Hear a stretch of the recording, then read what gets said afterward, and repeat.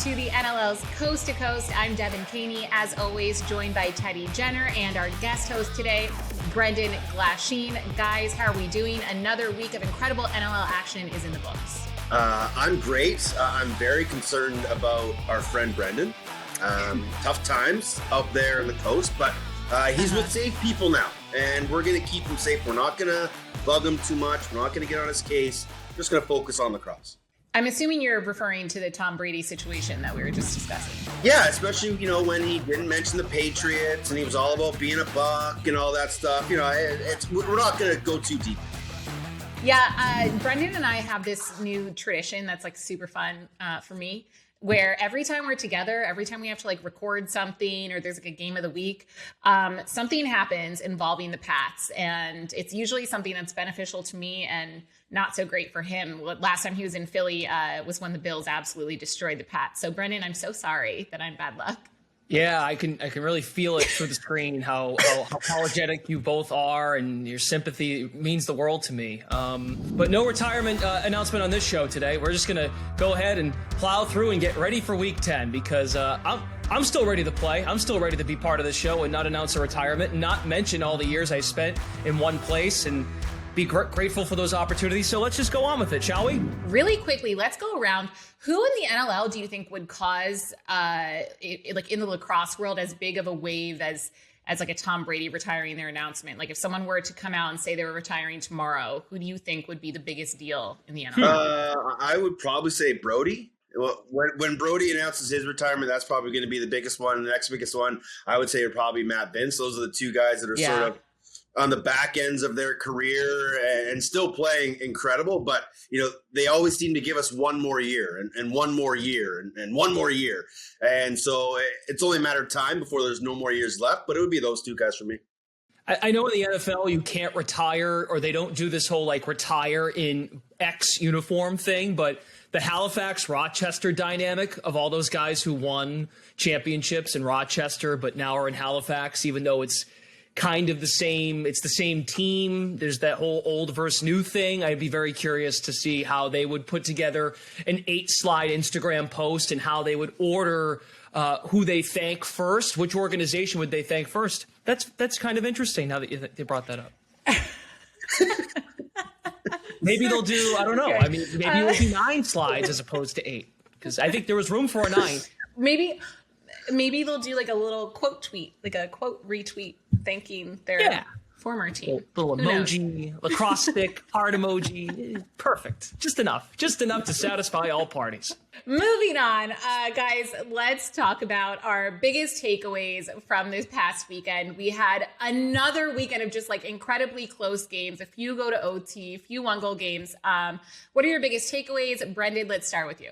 I think my biggest takeaway would be, and this can relate to a lot what we'll have later on in the show, but no lead is safe in the National Lacrosse League. No lead is safe. Georgia, Philadelphia is a great example of that. Calgary and San Diego, another great example of that, because we come on here oftentimes in this sport, and Teddy, you can attest to this as well, when you call a game, coaches tell us all the time, let's get that early lead. Get the lead in the first quarter and hang on for dear life. And typically it does come down to those final minutes, as we are accustomed to seeing. But in some cases, when you are facing another prolific offense, no lead is safe. And we are reminded, while every game in this league tends to be close, even if you get off to a good start, no lead is safe. And two teams that found out about that the hard way, Georgia and Calgary. Yeah, New York was another one. They had a lead late. Again, Buffalo and lost that one. For me, as Buffalo continues to sort of reign over the Eastern Division, they're finding ways to win even in these close games. But the San Diego Seals are for real. They bring Frank Chiliano back. They play a Calgary team that hasn't played in 43-odd days, which is like a record for the National Lacrosse League. But what San Diego continues to do, they fit people into holes and they find ways to win. And they have now won consecutive games for now 5 weeks in a row. And they are the tops in the NLL West. And I think they might be right up there with Buffalo as the top team overall in the National Lacrosse League. I think people too much and too often focus on the strength of the East because they seem to see more powerful teams out there. But do not sleep on the West and do not sleep on the San Diego Seals because they are absolutely for real. Yeah, I mean, I feel like the San Diego Seals have been, almost more dominant because the Buffalo Bandits almost lost to the Riptide. I think the entire league, as we always say, the parity is just unreal. It's still wide open, and it's really fun to see another team that's been winning more is the Albany Firewolves. So there's really no telling what'll happen. And the New York Riptide, also shout out to them. Like, their record just does not indicate the way that they've been playing. They've been playing incredibly well lately, and that was an amazing game against the Bandits that they had. All right, let's move on to our second segment. Teddy, you have to say it. You know what it is. Oh my goodness. Oh, he scored! Oh my goodness! Are you kidding me? Put it on the highlight reel. Oh my goodness! I'm going to start us off here because I don't know how you cannot say, oh my goodness, to Jake Fox's behind the net goal in their game on Sunday. That goal earned the #1 spot on ESPN SportsCenter on a weekend of two incredible NFC and AFC championship games in the NFL. I think that's saying a lot for the play. It's saying a lot for the sport. I don't know how you can't choose that one. Brendan? Is it my turn? I've been practicing this. Oh my goodness! There it is. That was really good. That was really good. Chest in there? Okay. Yeah. I will go back to the Albany Firewolves. Devin brought them up first. Therefore, I am allowed to go to the team I did the game for this weekend. The Firewolves on the back of Mr. Dougie Jamieson. As mentioned before, 4-1 lead, and this guy just made stop after stop. Halifax was just 1 for 5 on the power play. Dougie with a 46 saves. That is a new season best. This guy was standing on his head, and it reminded all of us that he is the best goalie in the game at just 25 years old. He had a real stinker against Rochester. The team as a whole was not great. The defense in front of him, not great. They get Bomberry and Manny back the last couple of games. That has been a factor in front. But this game in particular, Teddy, and Devin, this was a game in which he had to kind of carry them in spots. Halifax made a small run in the third quarter to make you bite your nails a bit and wonder, has he done enough to win this game? But Dougie Jamieson was just unstoppable. Some highlight reel stuff, bailed out some of his defense in front of him. To me, he was my oh my goodness guy this weekend, reminding all of us of his greatness. Dougie's been phenomenal. I think he's been a huge reason that Albany has kind of turned their season around and started to become the beast of the East that we saw before COVID stopped us. I'm going to go back to the New York Buffalo game. Honorable mention to Ryan Lee, Fennell for his goal. You could even throw Ryan Hartley for his save in the first few minutes of that Toronto game. But when you go to that third quarter and the save that Stephen Orleman made on Dahoga Nanako on a 5-on-3 power play in that third quarter, it was just, if they would have gone on to win the game, it would have been massive. But just the timing of the save, the moment in the game of the save, and just how he's able to get from facing Josh Burner to the top shooter spot and to get post to post, stick that right arm out, and oh my goodness, what a save to deny TN1 right in the crease. And he just continues to show that he's got a game for NLL-worthy style of play, and Stephen Orleman getting better and better each and every week. And it's a main reason why that New York Riptide is starting to have more success and allowing them to be in more games. And Stephen Orleman, the oh my goodness moment of the week for me. All right, love for goaltenders. We love to see it. All right, let's move on to our next segment, our favorite segment, week after week, Burning Take, presented by Warrior. Teddy, why don't you just keep the mic and give us yours? I think that Panther City is going to come into Vancouver and steal a game against the Warriors. I think the way that they're playing, they're having a lot more confidence. Vancouver is in a massive slump right now. Yes, they didn't have Mitch Jones. They didn't have Logan Schuss this weekend. But since being up 10-2 against Colorado way back on January 7th, where they ended up losing that game, they've been outscored 25-9. They are going the opposite direction on a 3-game losing streak. Panther City coming in, feeling very confident. Tracy Kluski has his team believing in them. And I think Panther City and Kevin Orleman and Patrick Dodds and that whole unit is going to come into Vancouver on TSN, the game of the week, and steal one and get their second win of the season.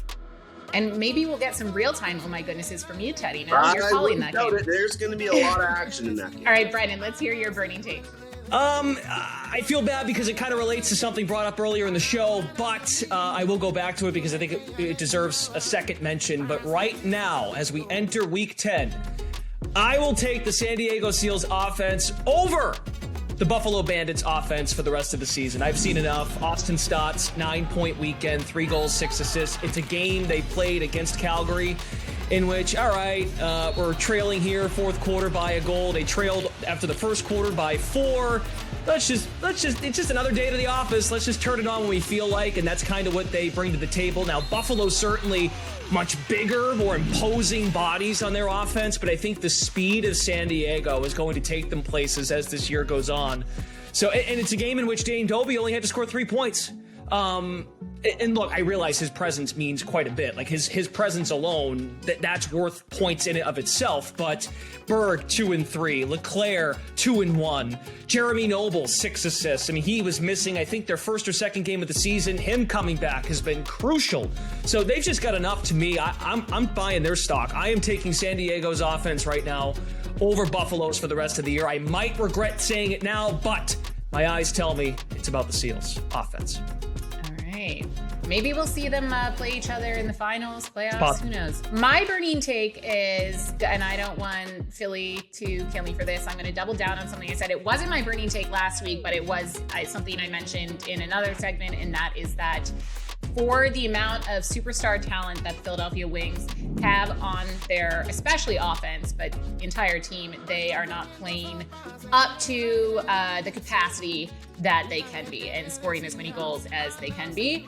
I'm not sure why or what the issue is, but that is my burning take. I think once they start doing that, if they start doing that, then they will be a much more formidable team, if they're not already. Yeah, I think, when you look at that Philadelphia offense, I think it's just a couple little minor mistakes throughout their whole roster, actually, not even putting it on the offense. It's just a couple mistakes here and there kind of cost them, you know what I mean? And if they can clean things up, they're going to have a lot more success. But just mental mistakes late in games have been costing them opportunities to either blow teams out or just win games handled. Yeah. I mean, and like we said, we've seen super, super close games. The Wings and the Bandits seem to be teams that get these 1-point wins or overtime wins. So yeah, I mean, it's always exciting in the National Lacrosse League. All right, guys, let's take a look ahead really quickly at this weekend's upcoming games. We've got a few changes. Our first game of the weekend is the New York Riptide at Halifax, but it will actually be in Hamilton, Ontario, due to COVID restrictions. Then we've got Albany at Georgia, Georgia at Albany, a home and home, Toronto at Philly, Rochester at Buffalo, Panther City at Vancouver. Teddy, you'll be there. And Calgary at Colorado. What matchup are you most excited for? We haven't, teams have played back-to-backs and teams have played, double home games already this year. We're going to see two teams actually play a true home and home. And it's not an easy flight pattern from Atlanta to Albany. So there's going to have to be some creative traveling by these two teams. You're going to have to get out of Atlanta pretty early. Either you're going to fly to Hartford and bus, or you're going to maybe go to Philadelphia and connect. I don't know how these teams are going to do it. But both teams are going to have to battle that and then battle bus legs and plane legs and trying to get the energy up. I'll be very interested to watch that second game between Albany and the Swarm just to see the energy, who's able to make the best adjustments and changes to their lineups to help their team, and then who just wants it more. And that's a very pivotal home and home for both those clubs, and it's one I'm definitely going to be watching. Mm-hmm. Brendan, what about you? Yeah, I think there are two spots this weekend that are crucial for both Rochester and Calgary. Let's see what you're made of. Let's see how you respond after having a tough recent outing. Rochester, I feel, has come back down to earth a bit after a great start to the season. They're visiting Buffalo, and Calgary is visiting 4-1 Colorado. So not necessarily spots they have to win. That's a lot to ask. But if they can sneak out of there with the win, either of those teams, I think just being in them and being competitive and not letting those games get away from you early on, I think to me would say something about their growth and maturity at this stage of the season. So for me, Calgary and Rochester, both on the road, at Buffalo, at Colorado, respectively. Those are two big spots I'm eyeing. And to Teddy's point, the back-to-back. At least the fair part about it, Teddy, after being in Albany over the weekend, their response to that was, well, hey, they have to do it too, right? So it's even. Yeah. That's what makes it more bearable, I guess, that back-to-back with Albany and Georgia. Mm-hmm. Right, makes it even. All right, guys, that does it for this episode of Coast to Coast. Thanks so much, and I look forward to seeing you guys on TV this weekend. Yes. Sounds good. You too.